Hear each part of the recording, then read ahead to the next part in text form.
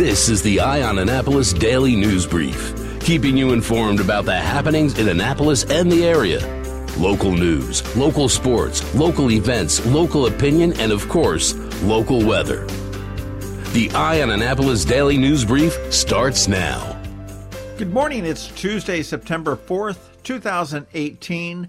This is John Frenaye, and this is your Eye on Annapolis Daily News Brief.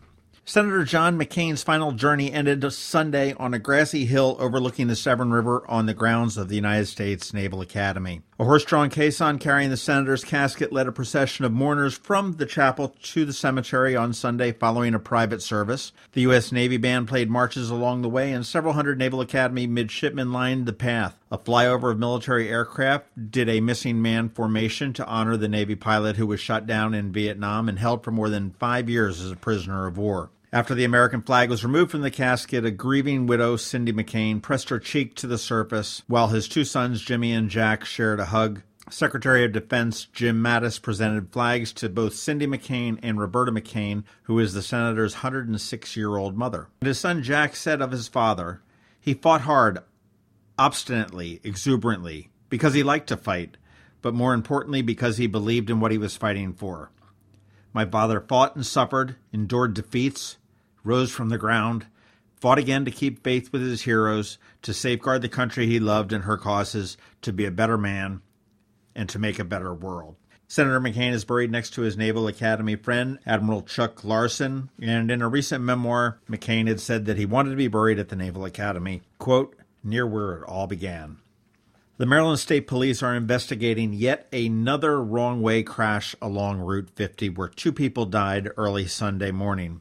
Just before 1 a.m. on Sunday, troopers were called to Route 50 at the Ridgely Avenue overpass for a report of a two-vehicle crash. They found that a silver Ford Expedition was traveling westbound in the eastbound lanes of Route 50 when it crashed into a motorcycle that was carrying two people. The two people on the motorcycle, identified as Donald Tyner, 56, and Janelle McDougal, 45, both of Baltimore, were killed instantly and declared dead at the scene. The driver of the Ford Expedition was arrested and transported to the Annapolis barracks for processing. They have not released the driver's identity yet, as they are waiting the charges against him to be formally filed.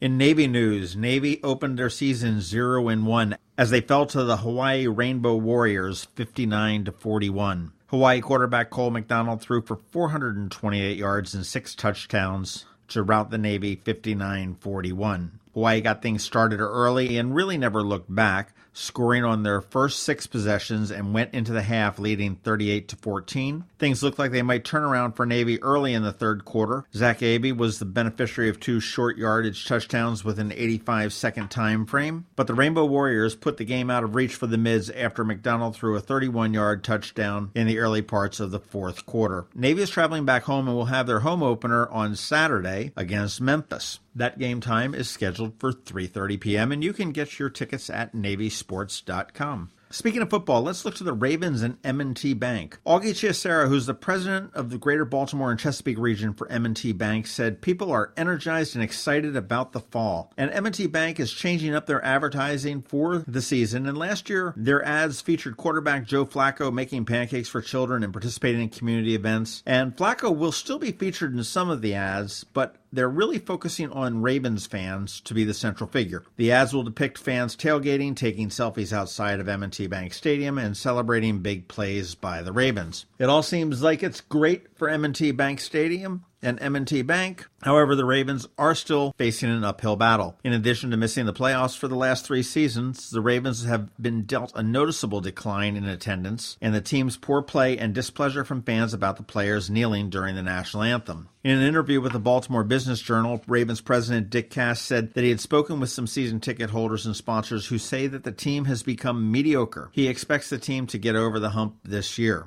Chiesera said that he had had similar conversations with some of their sponsors as well, and they are doing what they can on their part to see what they can change and get them over the hump. Chiesera did say that M&T Bank is very excited about the recent upgrades to the stadium, including a field-level party suite, 4-corner video boards, a new PA system, and stronger Wi-Fi, and Chiesera said they are, quote, unbelievable and incredible. Hopefully the team will be able to match those two words as we get underway with the season. The Ravens do have their home opener against Buffalo Bills at 1 p.m. on Sunday. If you are a beer drinker and you like Guinness Blonde, and you've had one in the last week, there's a good chance that one was brewed here in Baltimore. The first batch of the Guinness Blonde, which is coming out of the Baltimore County Brewery, rolled out to bars and liquor stores last week. The $80 million Guinness Open Gate Brewery and Barrel House officially opened on August 3rd on the site of the historic Calvert Distillery in Relay and has drawn thousands of people to its tap room since then. A 100 hectoliter brewery on site will be the new production home for Guinness Blonde, which currently is brewed in Latrobe, Pennsylvania, presumably in the old Rolling Rock Brewery.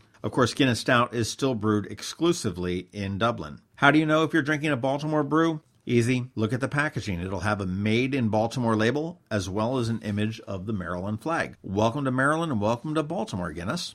And speaking of local things to drink and eat, don't forget about the Maryland Seafood Festival. It is the 51st one. It's going to be coming up on Saturday and Sunday over at Sandy Point State Park. They've got tons of musical talent. They've got hands-on exhibits, demonstrations, of course, the crab soup cook-off, and much, much more. Tickets are available. You can get them at abceventsinc.com. And if you use the code I2018, and that's I like eyeball, EYE 2018, you can save 25% on all of your tickets.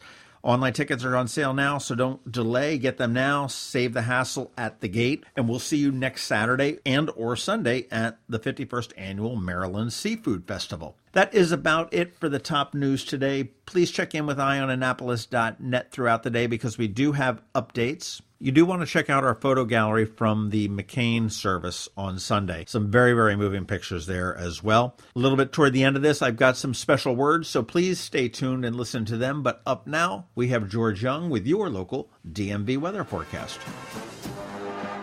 It's the Navy Football and Bud Light Golden Ticket Giveaway. Join Eye on Annapolis and Navy Football this Saturday from 12:30 to 3:30 for a chance to win VIP Bud Light Golden Tickets to see the Navy midshipmen take on the Memphis Tigers. 4 lucky winners will be selected for the ultimate Bud Light football fan experience. Come on out to McGarvey's Saturday from 12:30 to 3:30 for the Bud Light Golden Ticket Party. Bring some friends or make some new ones, because it's all about building friendships. Going out? You need the most up-to-date local weather.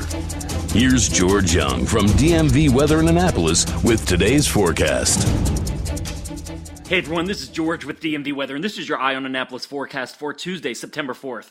It's the big first day of school in Annapolis and all of Anne Arundel County, and it'll be a hot and humid one for all grades with high temps upper 80s to mid 90s and heat indices 95 to 105 degrees.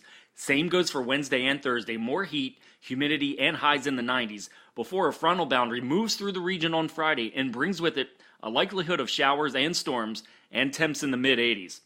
Okay, that's it for the week. Have a great day out there, and be sure to follow DMV Weather anywhere all the time at dmvweather.com or on social media via Twitter or Facebook, or especially on our free app that you can download from the Apple App Store or Google Play Store on all of your devices by searching for DC MDVA Weather, so you can always stay weather informed. But remember, whatever the weather outside, have fun and be safe.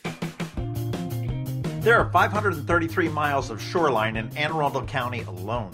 We are literally surrounded by water. We boat in it, we paddle in it. So let's celebrate. Together with the Annapolis Sailing School, the folks at Capital SUP and Live Water Foundation have put together the inaugural Annapolis Water Sports Festival. Save the date, Saturday, September 15th from noon to 5 at the Annapolis Sailing School campus. Try out all sorts of non-motorized water sports, stand-up paddleboarding, kayak, and of course, sailing. Groove to the sounds of pressing strings and enjoy yoga, kids' activities, and more. It is the perfect way for the entire family to end the summer. And you could even drive away with a brand new stand-up paddleboard of your very own. Tickets are on sale now at whatsuptix.com, or you can just go to Facebook and search for Annapolis Water Sports Festival. Remember, September 15th, noon to 5 p.m. at the Annapolis Sailing School on Bemby Beach Road. It is the inaugural Annapolis Water Sports Festival.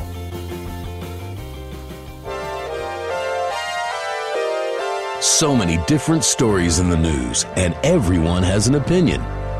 Here's ours. Today marks a very special day for us. It was exactly 1 year ago today that we launched the Eye on Annapolis Daily News Brief. And to mark that milestone, I wanted to simply say thank you. First of all, thank you to all of the listeners and subscribers.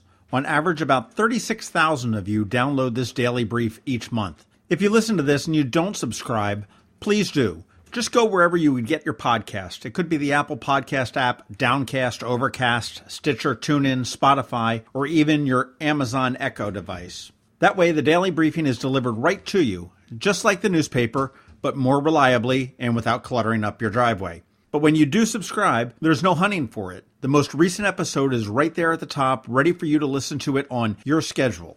But enough of that. To the tens of thousands who listen each month, thank you. I also need to thank some other people as well. Scott McMullen, the host of the Annapolis podcast, and you should certainly listen to that. He started this podcast movement several years ago and is truly the impetus behind the Maryland Crabs and this one. So Scott, thank you. You are the podfather of Annapolis, and I forgive you for stealing that bottle of wine from trivia that night.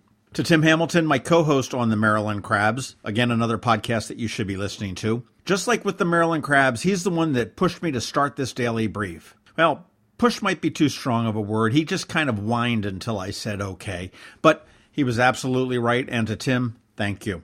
Gene Deems. Gene is the man about town, and he knows everyone and is so tuned in with the nonprofit world and technology. He took me to breakfast at Mission Barbecue, and his enthusiasm for smart speakers and the emerging technologies really pushed me to write the application for delivering this daily news brief over the Amazon Alexa system. Also, he keeps me on my toes, and when there's a typo or a glitch or I got the wrong date, Gene is always there with a helpful tweet. To Paul Sokolowski, a good friend from Philly who has more than 30 years of radio and audio production under his belt, thanks for always answering my calls and texts and helping me out whenever I need it. The listeners of the Daily News Brief may not know the name, but they certainly know the voice. Paul is the guy that did the original introductions, and he's also the one that voiced the new ones that you're hearing for year 2. And on the technical end, Paul, I couldn't have done it without you. To the various sponsors we've had throughout the year. Yes, we do accept sponsorships, and it is surprisingly affordable. But to Sean O'Neill from RBC Wealth Management, thank you.